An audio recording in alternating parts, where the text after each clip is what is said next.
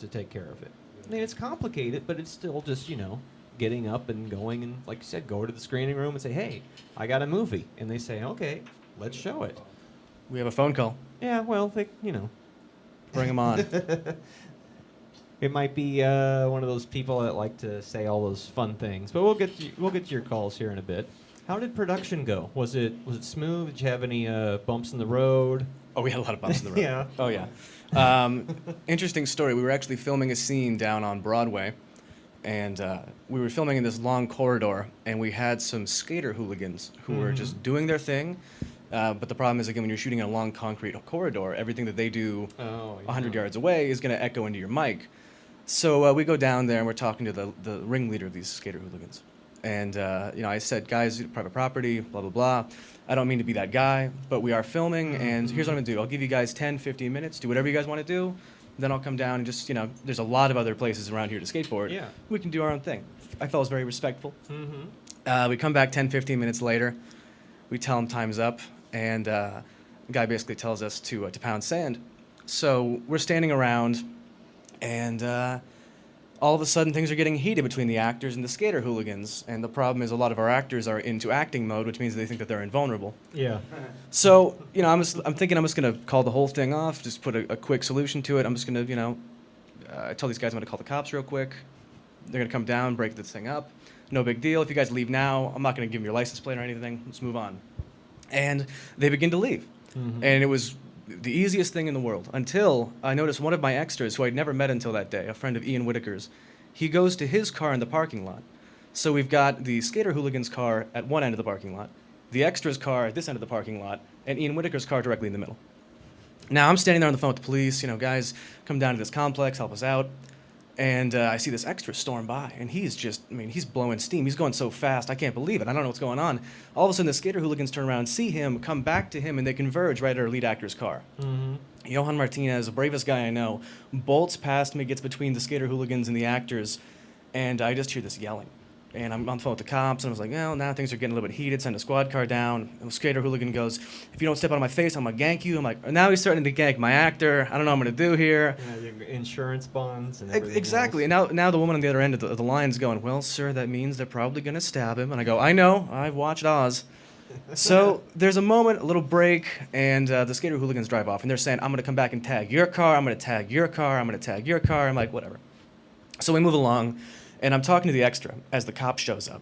And I'm talking to Johan, and I go, well, what happened? Apparently the extra went to his car, retrieved a samurai sword, and was going to confront the skater hooligans. Oh, wow. You could have taped that. That's stupid. I was planning on filming it. It's the Just put stupidest an thing I've ever extra seen in my section life. In the movie where he would get killed. Samurai skaters. Yeah, and he was so confident in his abilities that the second they turned around, he threw the sword into our lead actor's car and began backing away. So the cop comes, and we're trying to explain this, and that was just one day we had to call a wrap early because of just retardedness. Yeah. But you eventually got the shot, and nobody's car got messed up or anything. Nobody's car got messed up, but Ian, when he was talking to the cops, said, look, I'm very protective of my car. I love my car. If they come back to tag it, am I allowed to shoot them? And the cop goes, no. If you see them tagging your car, call us. He's like, well, what if I'm nearby? Well, don't be nearby. Mm-hmm. Go somewhere else and call us. He's like, all right, well, what if I kneecap them? And I go, all right, Ian, step away. I'll deal with the authorities. Let's just call this a wrap. Wow. So that sounds like that was probably the craziest day of production, or maybe not. There's a lot of instances that maybe stories that don't need to be revealed. Yes. Shooting is a lot like Vegas. That's how it always is. Yes. You got it a lot. Some people would be like, forget this. I'm never gonna do this again. But when you're a filmmaker, these are things that happen. Right. You roll with the punches, and you go back out there and finish the thing. And I got to say, congratulations on finishing. Thank you. That's the hardest part. Most people just can't get to that point.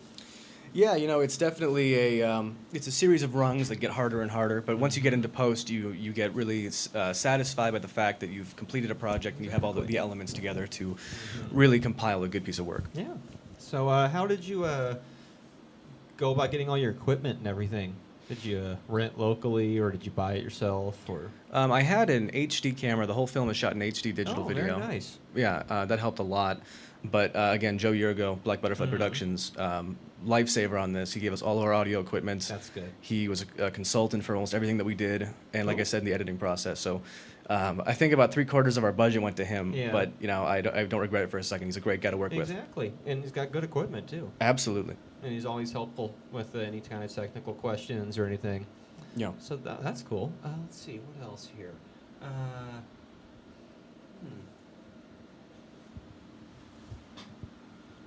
think our caller's hung up by now. Yeah.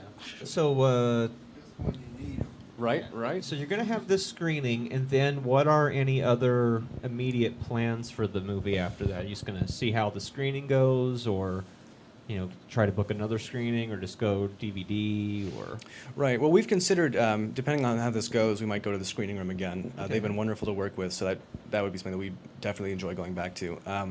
But I've always said that the goal for this film is not to reach wallets so much as eyeballs. yeah. So we want to see as many people as we can get a chance to view the film and give their opinion on it. And also, as you're an independent filmmaker, that's the only way to grow, is to get public feedback and just kind of see where things go from there. We are looking at, as opposed to distribution or doing a DVD deal, mostly going through download on demand, so perhaps Amazon yeah, or yeah. the instant queue on Netflix, which I think would be that very would be beneficial. great.